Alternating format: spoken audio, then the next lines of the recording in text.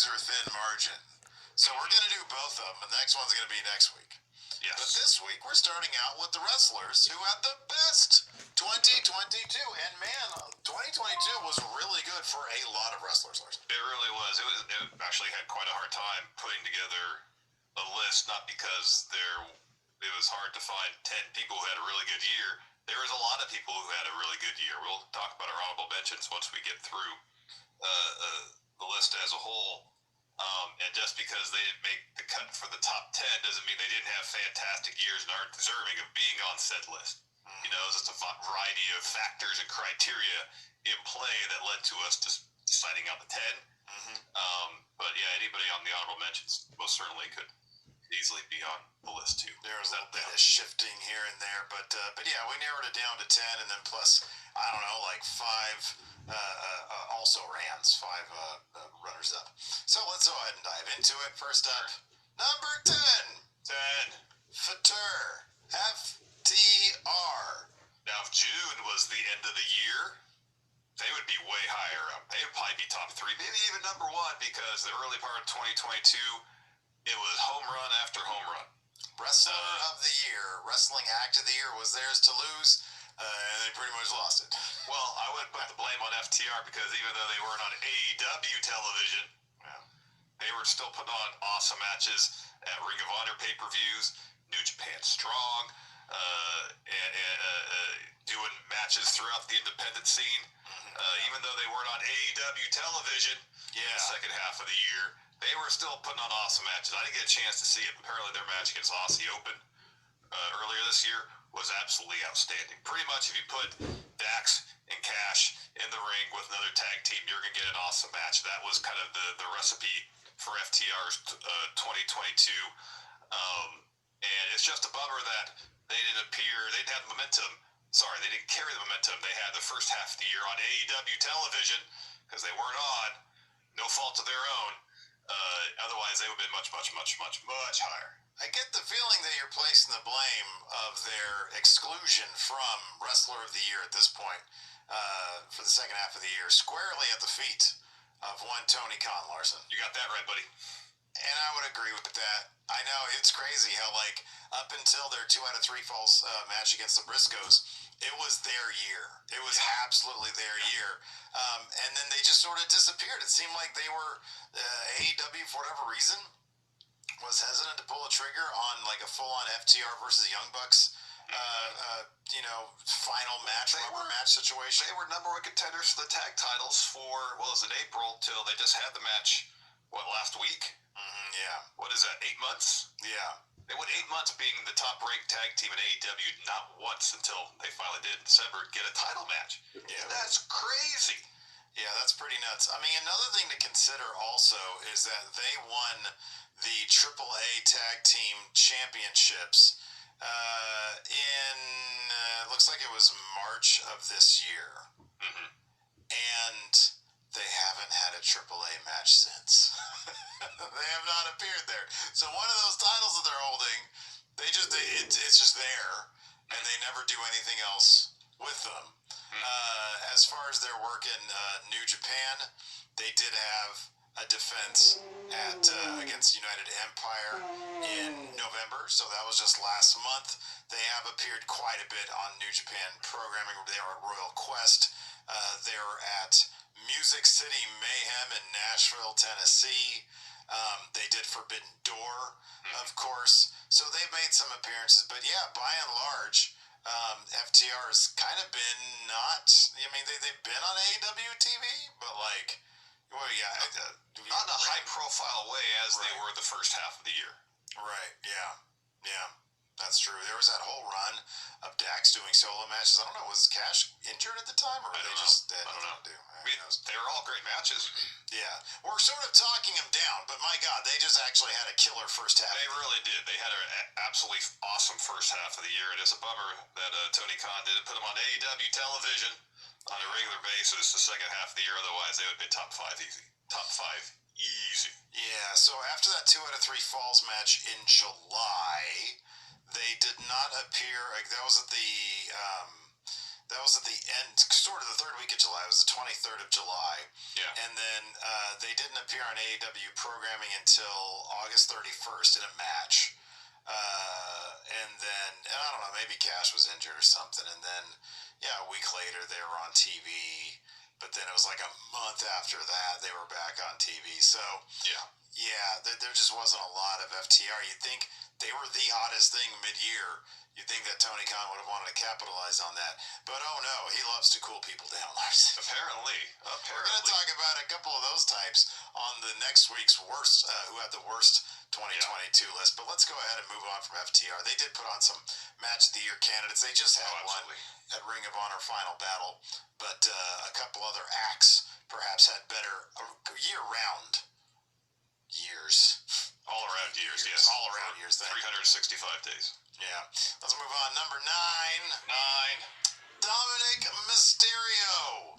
Kind of the surprising entry of the year here. And it's exclusively because of one reason. After all the hemming and hawing that Vince McMahon went through in terms of Dom turning on his father, that deadbeat Rey Mysterio, finally Triple H did in fact pull the trigger and in turn created one of the most hated characters at live events and on television in Dominic Mysterio as he joined the Judgment Day. Whether it is the raging jealousy from fans who really love Rhea Ripley and can't stand that she's his mommy and she's always whispering in his ear, what is she whispering to him? Or the fact that he, quite entertainingly, just always references his deadbeat dad, Rey Mysterio. There's that awesome segment, the Thanksgiving Day, beat down of Rey Mysterio, and his explanation afterwards. Fantastic. Dominic really seems to be having a good time with this persona of his. I have a good time seeing him. He cracks me up, and he gets that crowd reaction of people just booing the shit out of him. Absolutely, and to think his turn just happened in October, 2 months ago. Oh my God! If you would have asked me, I'd have said it was July or something. No, it was October. Extreme Rules. Wow, that's nuts. Is when he turned on his dad. Unless I'm completely wrong about that. That's what I remember it happening. No, it was after yeah. Finn and Edge's I Quit match, wasn't it? Yeah, I know. No, it wasn't. It was before that. Sorry, my bad. It was before that. Because I know Triple H took over at the end of August, so I mean, even if it was in September, still, like I know it happened after Triple H took over. I think. Yes. It was at Clash of the Castle. Clash of the Castle. Oh, okay, sorry. Yeah, okay. That's what it was. Sorry, so it was a couple months prior. So September happened in September. My apologies. But for him to have such a drastic turnaround and to find something finally this year that he can really run with, and Judgment Day seems to be having a lot of fun with, is awesome for him, and I think bodes well for his future in WWE, because up until September, it was like, oh God, really, Dom? Wow. I had no desire to see him on my TV. Yeah, I mean, he's a decent wrestler, but from a character perspective, there was nothing really to latch onto as a viewer. Yeah, right. His character was pretty much Rey Mysterio's son. Mm-hmm. Yeah. And I'm happy that they finally allowed him the opportunity to showcase more personality. When you're a heel in the world of wrestling, you get to have more fun.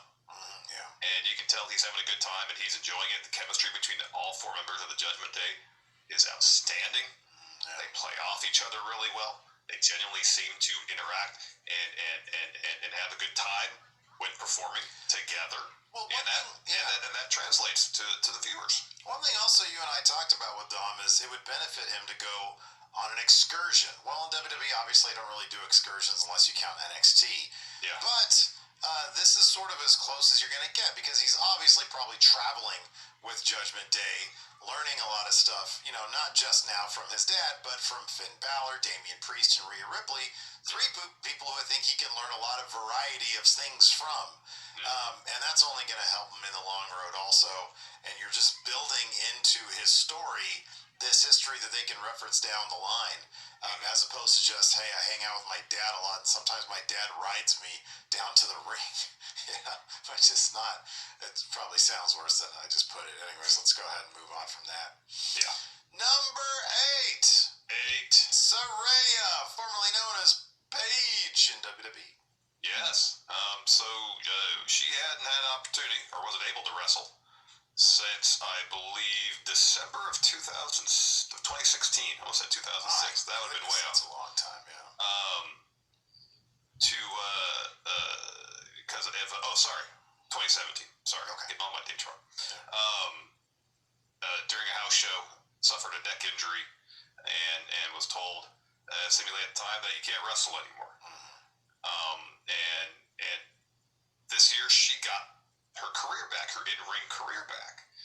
She signed with AEW, and they cleared her. She said she went to 3 different doctors. It was quite a few doctors to get cleared, and to see her in the ring, see the outpouring of emotion from being able to wrestle again, was awesome. Yeah, absolutely awesome. Yeah. It was great. It's kind of crazy, and then of course there's a story of WWE never really considering to try to get her cleared or to try to explore that as an option, but them still, when Triple H took over, still wanting her because Triple H understood what kind of name she was. It was always absolutely crazy that WWE didn't want to do more with Paige as a personality, if not. I know that she was on Backstage, but that was like a Fox production.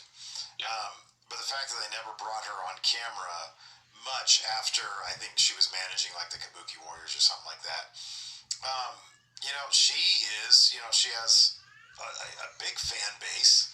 People, she's a draw. People like Paige. And it's kind of shocking that WWE didn't do anything with her while she was under contract. Yeah. And then once she was free, she got the proper clearances. She checked and double checked. And she's back. She's with the AEW now. And like you said, watching her match at All Out, Full Gear. Full Gear, that's right, it's Full Gear. Watching her match at Full Gear, seeing all that emotion, it was a hell of a thing. It was an awesome moment for her. I know that she's talked in the past about struggling with mental health issues and how Twitch helped that in her life. Feel like she's not alone. And now, being part of the AEW galaxy. Isn't that what Jericho Appreciation Society calls it? Yeah. That's really tremendous. So she's had a really great year getting back into professional wrestling. Exactly. Let's move on. Number 7. Bevan. Seth freaking Rollins. In terms of him transforming his character to this current iteration, the Visionary, the Revolutionary, this year has been a standout for him in terms of doing probably the most interesting character work of his entire career. We know Seth Rollins is one of the best wrestlers in the entire world. And he's done great character work in the past. But this eclipses anything he has done up to this point. And he's still putting on banger matches on a regular basis. He started the year challenging Roman for the Universal title. Yeah. Didn't lose. Yeah. He won, actually, by DQ. The only guy to beat Roman Reigns, yeah. Yeah. Would have been also Xavier Woods, but they called it a no contest. Yeah, during the head of the table run, he's the only person to get a win over Roman. U.S. champ, briefly this year, just recently. But in terms of really doing stellar character work, I can only think of maybe 1 or 2 other people that have done character work so good that they've earned a spot on this list. The results speak for themselves. You see what's happened to a guy who, obviously, when he tried to be a face a couple years ago, it just didn't work because nobody wants regular Seth Rollins. What was his real name? Kobe Lopez? Yeah, Kobe Lopez. Yeah. Nobody really wants him, as a good guy on their TV. However, if you can get to a point where you're doing such good work as a bad guy, and you have such an interesting character who people can't turn away from, plus, like you said, puts on banger matches all the time, that's a recipe for exactly what you always want. If you got a guy who could be a bad guy, but the people love him, that is a sweet spot right there. And for a brief moment, it looked like they were maybe running with him as U.S. champion to be sort of the Roman of Raw, to be the top guy of Raw with that title. They ended up having Austin Theory fall on him and get that title instead. But Seth doesn't really need any titles, although I think he's strengthened by it. And I think that Seth, I still think it's probably Cody's, but Seth should be considered in the top 5 or top 3 of people who could legitimately take it off Roman Reigns for no other reason. He only beat him once. This year. So when you have the entire crowd singing your song the way he does, he has tapped into something with his character of his, with the flamboyant outfits and the theme song and the dancing around, all laughing and stuff. Yeah, the maniacal laughing. Yeah, he's really found something that has clicked with the crowd of the WWE. It's hard to come up with anybody who's more over than him. Maybe you have to look at Sami Zayn or somebody like that. But yeah, no, he's in that upper echelon right now in pro wrestling, and he's doing great work. In 2022 was just an absolutely killer year for him. Really was.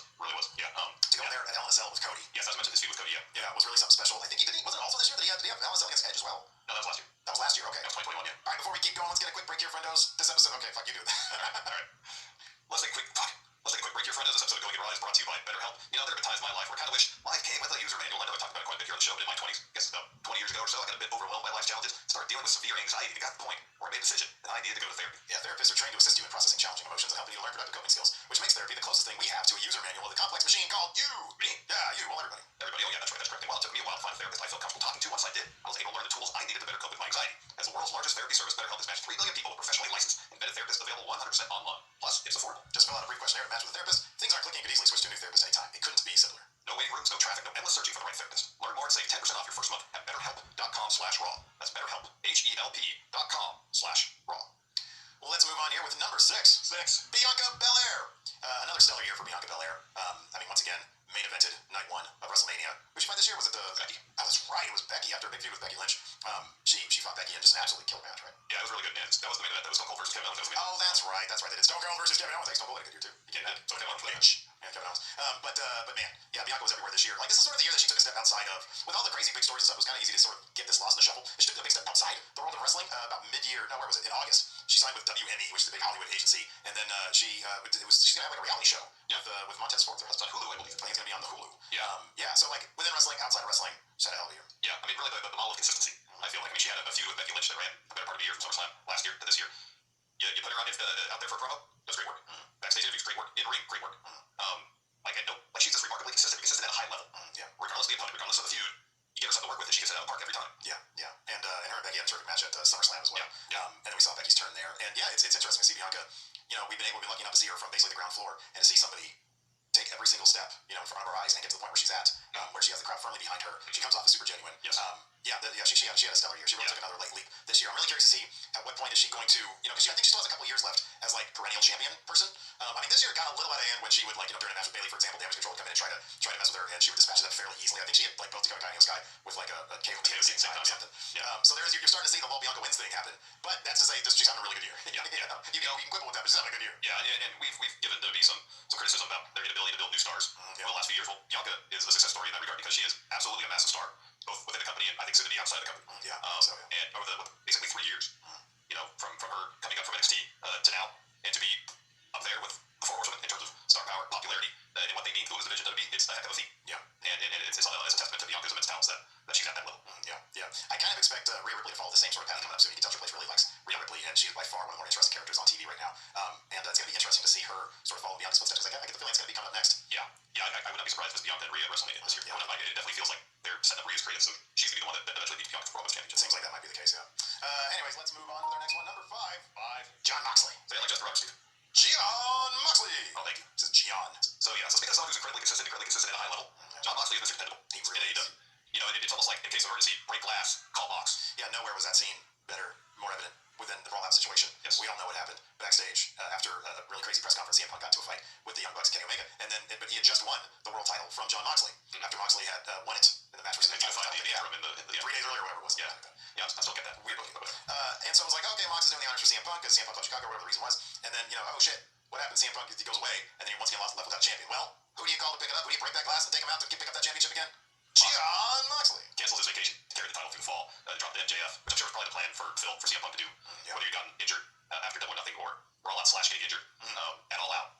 It seemed pretty obvious that MJF was going to be the person to take the belt off CM Punk. And especially during during both his interim run as champ and his third reign, he was basically defending the titles not every week, every other week. After matches, but awesome matches with a wide variety of opponents. After it became obvious that FTR wasn't being used all that much, later in the summer, it's sort of like then we sort of looked at Mox like, oh, is he going to get Wrestler of the Year this year? Because he was everywhere. He's putting on really good matches. He was doing the most interesting work of his career. I was trying to see when did he leave because he was gone for 3 months because he went to rehab. Well, that was early this year, I think. Yeah, that was earlier in the year. Oh, here we go. In November 2021, so it was November, and then he came back early 2022. So yeah, it was. So I guess February 2022. And from that point.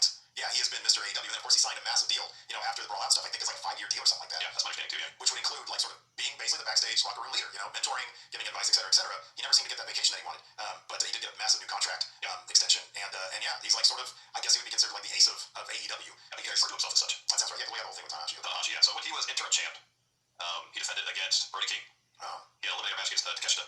Defended against Roosh. Had an eliminator match against Mance Warner. When they crowned the second interim champ. Oh, sorry, not interim world title match. Sorry, this is against Chris Jericho. He beat Punk in the unification battle and lose at All Out. And then he beat Danielson in the tournament final to crown a new champion. And then won a eliminator match against Juice Robinson. This is just all since June? Yeah. Late June. Yeah. He also lost to Nick Cage at GCW. Yes. Career versus title match. Also took on Hangman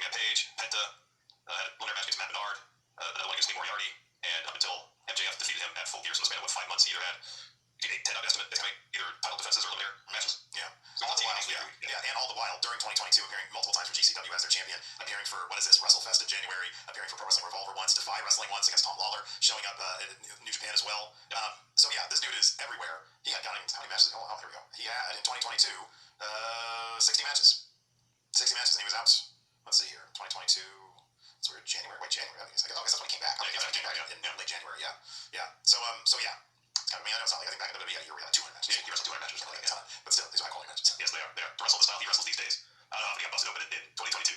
Probably 60 for 60. Yeah, at least 50 for 60, yeah. So yeah, those are high impact matches. So yeah, hats off to John Moxley. Had himself that in 2022. Absolutely. Let's move on to number 4. The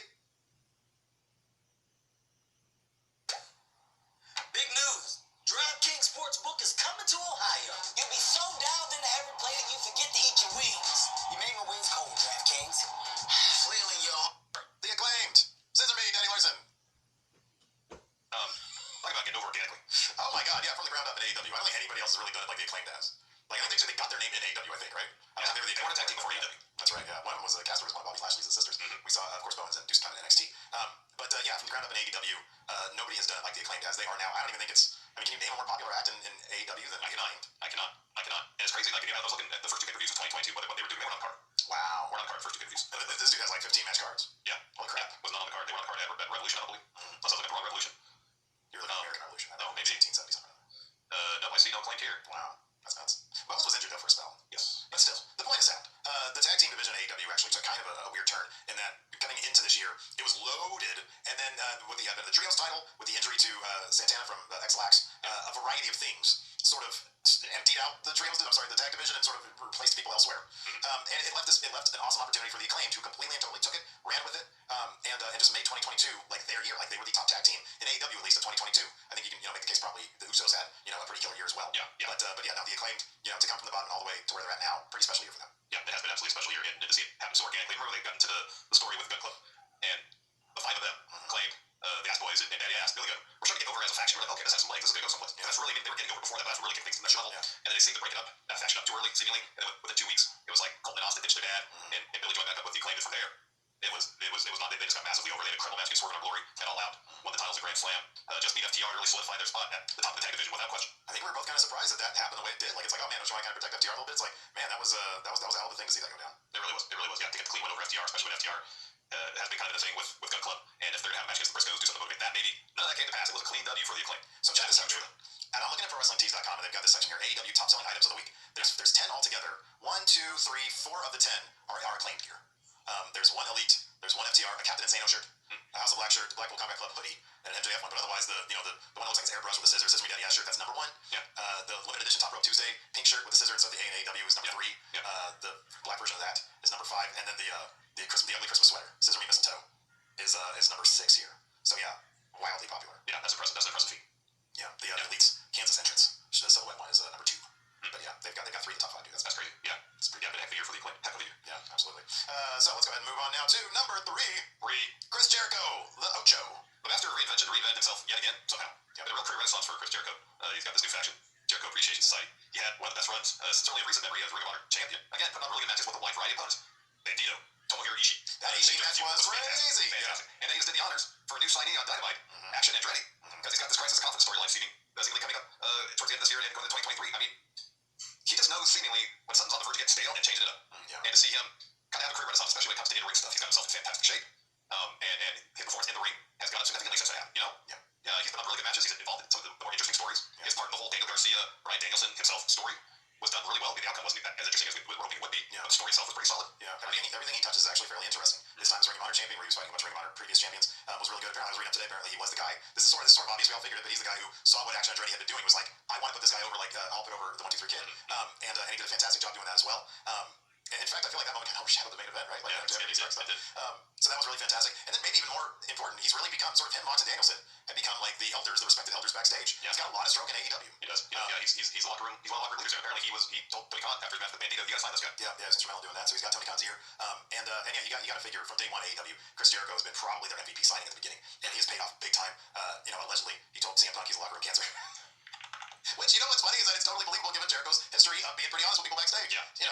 And after hearing that story he and Cody tell about the thing with Punk dunning himself locker leader back in the WWE days and them kind of laughing about it. Not shocking. Their attitude is you don't declare yourself locker room leader. You just are. Yeah, right. If people respect you, then they will look to you as a leader. You don't walk in there and say, I'm the leader of this locker room. Because no one's going to respect that. Yeah. That was their attitude. But dude, it would have been easy for him to start the Inner Circle and just kept on coasting on that. But it was March of this year. They started the Jericho Appreciation Society, and that's over. They did the Sports Entertainer stuff, and yeah, he's given that tons of legs. Now you got the situation with Guevara and Daniel Garcia.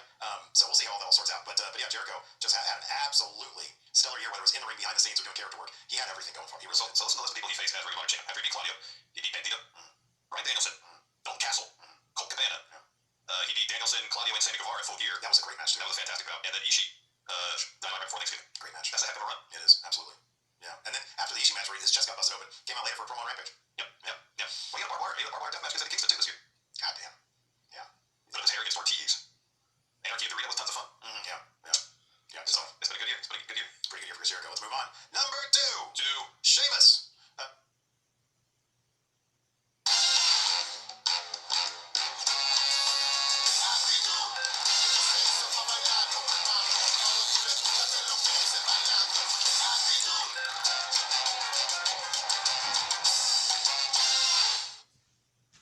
Man, talk about turning around the perception of the fans just by having killer matches. And I don't know what there's sort of a little bit of like, man, we know that Sheamus just puts on banger matches. I think obviously his series with Gunther this year really did a lot. Like, I got a great year, Gunther. But yeah, Sheamus really sort of put himself into the picture for Wrestler of the Year by just having, as he says, banger after banger after banger. He's turned the Brawling Brutes into something that the fans would really love to see. And yeah, no, he just had a killer year in matches, man. This dude, I don't know if I put number 1, but it was close to number 1. Sheamus versus Gunther at I think it was Clash. That might have number 1 match of the year. Yeah, it's either that or LA Park in the 04. Well, yeah, that's the one that lives in my heart as number 1 match. Yeah, it's been pretty remarkable. You think 6 years ago when they had Sheamus win Money in the Bank, cash in on Roman, because that's like the one person that would probably get more boos than Roman at that point. That's the one person or one of the few people that they can have feud against Roman that the crowd would actually cheer Roman for a while. It worked. They booked Roman right. He beat Sheamus with the title, and they went the whole thing with Triple H Roman. And if you go back to his time feuding with Cesaro and then forming the Bar, that really seemed to be the point where things, the perception I feel like Sheamus changed in a lot of fans' minds. Where it's like, okay, I think for a while, I know people did that really liked that they were really trying to push him, including Triple H as the guy. Yeah, right. Back like in the early 2010s, and it never really stuck. Then after his time at the Bar, put on incredible match after incredible match with Cesaro, after the Bar broke up, went on his own, and it took him a little while to find his way. But once they started the Brawling Brutes, they had Rich join them, and then Pete Dunne. You can tell he felt really comfortable, and he knew who his character was. And so beyond just putting on really awesome matches, it was a situation where, okay, his character work is picking up because of his comfort level in the ring. This is the best character work he's probably done in his entire career. It is, and it just feels so genuine. And I think that like it really kicked into full gear during the pandemic. The matches he had in Thunderdome with Drew McIntyre were just sort of a preview of things to come. And his relationship with, I remember it was very silly, but I remember being kind of sports entertained by Sheamus and Jeff Hardy. They had a barroom brawl, which I know was probably now looking back. How do we forget when Jeff Hardy threw his viscous urine at Sheamus? Damn, that was so disgusting. It's like they loaded them with like fucking apple juice and maple syrup. They put some gelatin in there to thicken it up or something. They did. It was viscous. It was disgusting. But yeah, no, it was entertaining stuff. I was like, let's throw a jar of nasty pee on him. Yeah. Well, that's when he started adopting his ring gear has been kind of the same for a while, but his attire that he wears when he's not wrestling with the hat and the tank top and the slacks, that's when he really adopted that outfit during the feud with Jeff Hardy. Yeah. And it's funny because, I've seen my fair share of Celtic Warrior workouts, and he does come off as a guy who's very charming in person, and he seems to have tapped into that also, just who he is for his character. And it's worked really well. He's had a killer year, and, this is a long time coming. It was like 10 years, a little more than 10 years ago that, Triple H was really trying to force him as the guy. And it was like, this doesn't really work. And he's probably one of those guys like Drew McIntyre where it's like, the more of a veteran he becomes, the more likable he becomes. So it just took a lot of time, but he's there, and I'm looking forward to seeing what Sheamus can do in the future. Absolutely. All right, man, let's go into our number 1, and I think that it's not even close. Number 1, Sami Zayn. I don't remember this. He started the year, or in February, he was Intercontinental Champion for about a month. And then, what did he lose to, like, Shinsuke Nakamura? He beat Nakamura for it and lost it to Ricochet. Oh, okay. In, what is this, March? Okay. Is that March all the conspiracy theory stuff started? And he was in the program for the Intercontinental title with Ricochet for a spell. He had the film crew with him. And then, of course, his feud with Johnny Knoxville, which was incredible WrestleMania bout. The thing about that was, and then after that is kind of when he started the Bloodline stuff, right? Because he wanted respect. The thing they have to appreciate about Sami is that going back to the beginning of the year, there's been a consistent story thread for him. He had that Intercontinental Championship, which he felt gave him the respect that he deserved. Yeah. And when he lost that, he fell apart and blamed it all on conspiracy. And all he's wanted since then isn't necessarily any titles. He wants the respect that comes with titles. And if he can't find it in actual titles, he's found it in the Bloodline. Yes. Which is why he's wanted desperately so much to be in the Bloodline, and now he's achieved that. Coming up Friday. Oh, yesterday. Ooh.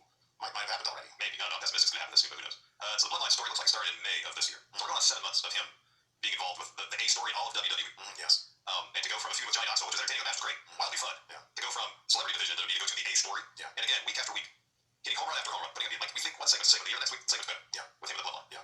From a character perspective, doing some of the absolute best work of his career, the best work in all of wrestling. Yeah, right. Yeah. And I know he doesn't wrestle as often these days, but it's hard. He's a tremendous in-ring wrestler himself. He's not doing the brainbuster on the top turnbuckle. I don't think we're going to see that in WWE, but he's still really good. Well, the other thing was that we did see something else. We didn't see. I thought we saw that. Didn't we see that? No, we didn't see him do that. No, we saw someone else do that. I think someone else did that in the match we saw. I thought we saw Sami do some crazy things. So yeah, no, he's entertaining. And honestly, you have to also give, just from the entertainment standpoint, him trying to break the Usos, trying to break Solo Sikoa. And you got to give a lot of credit to Jey Uso specifically. You have to give a lot of credit to Jey Uso, who's also done just tremendous character work during this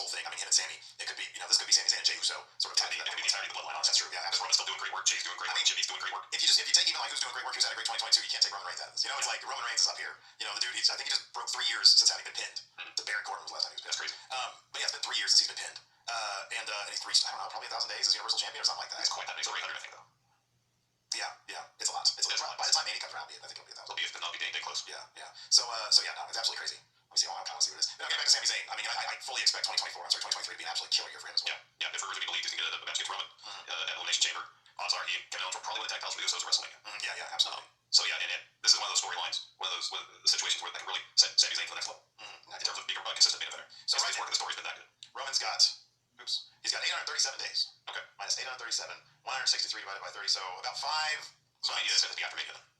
Think they'll give him 1,000 days? Maybe. I think they'll give him 1,000 days. Yeah, that's probably That's with the Universal title, right? The Universal title, yeah. Obviously, it's just Mania. So yeah, there you go. There's the rest of the top. Yeah, honorable mentions. Yeah, there's a bunch of them. First up, Will Ospreay had a killer year. Yeah, if Meltzer star ratings are of importance to you, he had 8 5-star matches out of 71 bouts for the year. That's crazy. That's a pretty high percentage of 5-star matches. That's a really high percentage. He also made a Wrestle Kingdom at the beginning of the year. He's fighting Kenny at this next Wrestle Kingdom match. He was one of the centerpieces of the Forbidden Door stuff. Yeah, he was heavily involved in that. Himself and Aussie Open had a match against the Elite. United Empire's blown out this year. Yeah. There was like 3 guys coming into it, and it's like blown up to like 10 guys or something like that. Yeah. It's a lot now. So he's had a killer year. I have this entry right here. The 2021 WWE releases, because they came flooding back after Triple H took over. Hit Row, Tegan Knox, Candice LeRae, Johnny Gargano. He wasn't released, he just let his contract expire. But yeah, no, a ton of releases came back. It was nice to get that paycheck. Yeah, that's because Triple H had himself a pretty good year too. Came back, started working with the company, and then, I don't know, it wasn't that much longer. Vince resigned. Triple H was named new head of creative. And while we haven't seen like a huge, massive sea change in terms of the creative presentation to WWE, he's tightened things up, so at least we don't get the endless rematches, we don't get nonsensical storylines, and he's allowed matches to breathe, especially on Raw, and he's seemingly allowed performers to be more themselves and not rely on scripted dialogue as often. And kind of importantly, backstage morale seems to be an all-time high. Yes. Everybody's on edge because Crazy House Vince is there. That's kind of important there. Yeah. I mean, we're not getting a wild change creative approach, I would say, but he's making sure things are working as they should. My hope for him is in 2023 he puts his fucking foot on the gas. Yeah. Because this shit with Bray Wyatt inching along, Nikki Cross stalking people, inching along. Too many things are inching along, and I feel like he's still putting a lot of stuff in place, but he's got to start making his moves. Ooh. Yes. Yeah. We'll bring that up next time I talk to him. Also, Speedball Mike Bailey, put him in the mat, never against anybody, you get a great match. Like the reason to watch Impact. Just had a 60-minute match with Josh Alexander. Yeah. He's had excellent matches all year long. Fantastic year for Speedball. Got Jordan Grace on here as well, speaking of fantastic wrestlers. Her feud with Masha Slamovich was awesome. Yeah. Absolutely awesome. Won the Knockouts title this year.